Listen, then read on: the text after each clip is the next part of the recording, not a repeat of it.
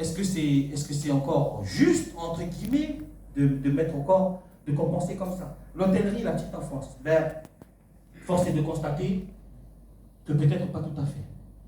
Parce que déjà, je vous dis qu'on attend l'étude de l'Élysée pour nous donner des réponses parce qu'on n'en a pas. Mais deux, au fur et à mesure du travail, puisqu'on a fait le travail depuis décembre de l'année dernière. Parce qu'on redira, mais le travail, il est fait sur la réforme depuis août de l'année dernière, et particulièrement sur les secteurs revenus et revenus bas salaires, depuis décembre, il est fait. Ben, on a constaté des petites choses. Il y a 1064 salariés d'agriculture, salariés dits d'agriculture, dans la chambre des métiers, enfin de l'agriculture et de la pêche qui sont inscrits. C'est-à-dire c'est l'instance qui normalement répertorie bien.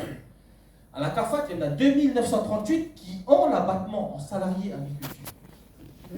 Ça fait 1000, 3000. Il y a un écart de 2000. Et tout à l'heure, je vous ai dit que j'ai lu un rapport qui date du 16 janvier 2001 de la Commission de la Santé, dans la voiture, en attendant en venant. C'était présidé par Marie-Noël Temreau. Et puis dans ce rapport, avant qu'ils mettent en place le RUAM, ils avaient déjà ce souci-là avec les secteurs aidés. Ils les appelaient avant les secteurs protégés. Et M. Oshida, qui était à l'époque celui qui était à la CAFAT, dit dans le rapport qu'il conteste le fait que, je cite, il est des entreprises qui sont à caractère agricole et industriel, mais dont les salariés sont tous catégorisés comme salariés de l'agriculture, qui bénéficient donc de l'abattement. C'était il y a 20 ans. Et la question, donc, c'est pas les petits agriculteurs. On en a vu aussi là, les frères de l'IFU, là. Vous avez peur, c'est normal. C'est pas eux. C'est pas les petits salariés. Quand vous êtes agriculteur, vous avez des petits salariés. On sait les salariés, qu'est-ce qui touche. C'est l'histoire du SMAG.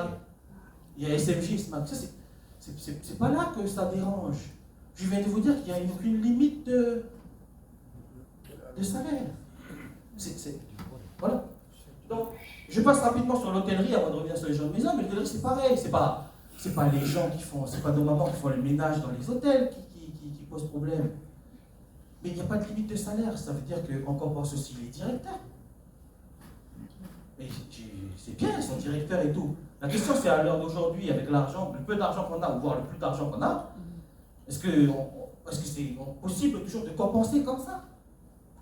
D'accord? Et enfin, les gens de maison, voilà, petite enfance, les crèches, je vais passer très vite, c'est un secteur qui a donné toutes les données qu'il fallait pour travailler, c'est les seuls. Ils ont fait du travail énorme, ils sont très jeunes comme secteur.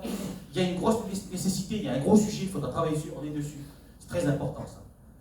Même si ça pose aussi la question de toutes les mamans, toutes les mamies qui gardent les enfants à la maison pour nous aussi. Hein. Ça c'est un autre sujet, je dis ça parce qu'il est là l'élu, parce que c'est un lui, ça.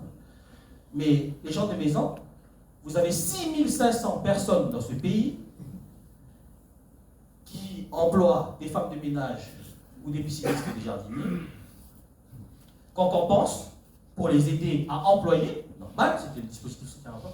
Sauf que le deuxième truc, et il expliquera mieux que moi, c'est qu'en plus dans le salaire qu'ils versent, ils peuvent baisser leurs impôts avec. Donc c'est très avantageux, et à l'heure